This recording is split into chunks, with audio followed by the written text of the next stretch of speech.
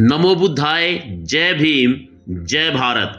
अमर सिंह चमकीला और सुरेंद्र सोनिया की टकवे ते टकवा खड़कू एल्बम ने चमकीला को पंजाब का रॉक स्टार बना दिया। यह एल्बम इतनी हिट हुई कि चमकीला का सितारा चमक गया।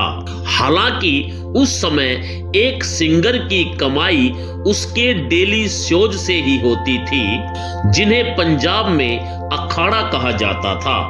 टकवे ते टकवा खड़कू एल्बम के हिट होने के बाद सुरेंद्र सोनिया और अमर सिंह चमकीला दोनों एक साथ मिलकर अखाड़े लगाने लग गए।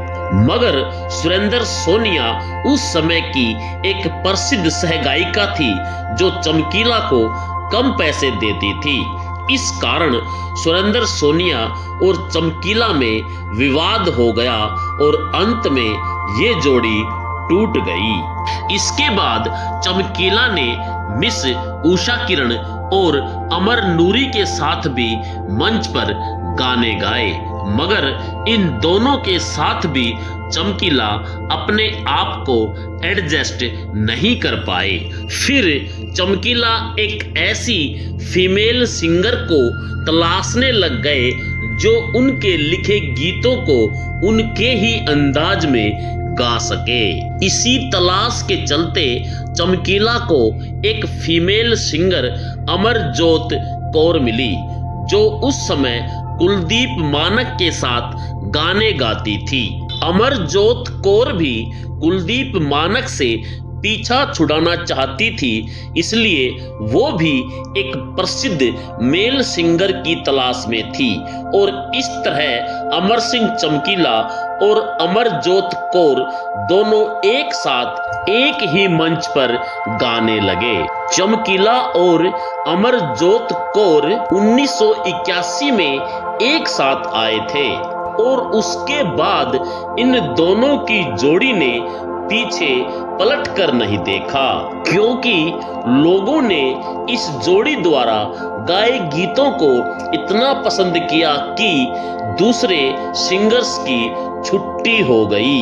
अब चमकीला भी ये चाहने लगा था कि अमरजोत कौर से उसकी जोड़ी टूटे नहीं, इसलिए दोनों ने विवाह बंधन में बंधने का फैसला कर लिया और फिर बाद में दोनों ने शादी कर ली।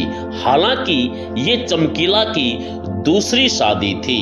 उसके बाद इन दोनों की जोड़ी ने कई सुपरहिट गाने गाए जो जनता में खूब प्रसिद्ध हुए। पंजाब के युवा इन दोनों के गाए गानों को खूब सुनते और खूब नाचते थे।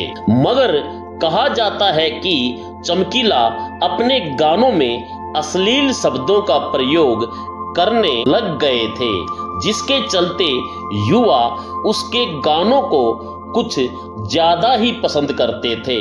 मगर कुछ भी हो, आलम यह था कि इन दोनों की जोड़ी इतनी प्रसिद्ध हो गई कि पंजाब के दूसरे सिंगर्स को काम मिलना ही बंद हो गया। जनता में चमकीला का क्रेज इतना बढ़ गया कि लोग चमकीला से पूछकर ही अपने प्रोग्राम की तारीख तय करने लग गए, ताकि अपने प्रोग्राम में चमकीला को गाने के लिए बुलाया जा सके। उस समय पंजाब में उग्रवाद चरम सीमा पर था और उग्रवादियों ने चमकीला को धमकी दी कि चमकीला अश्लील गाने लिखने बंद कर दे, नहीं तो ज्यादा दिन गाने नहीं गा पाएगा। कहते हैं इस बात पर चमकीला ने उग्रवादियों से माफी भी मांगी और गानों में अश्लील शब्दों के प्रयोग को बंद कर दिया।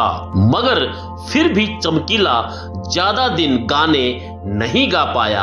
आखिर चमकीला ज्यादा दिन गाने क्यों नहीं गा पाया? वे कौन लोग थे जिन्होंने चमकीला को गोलियों से भून डाला?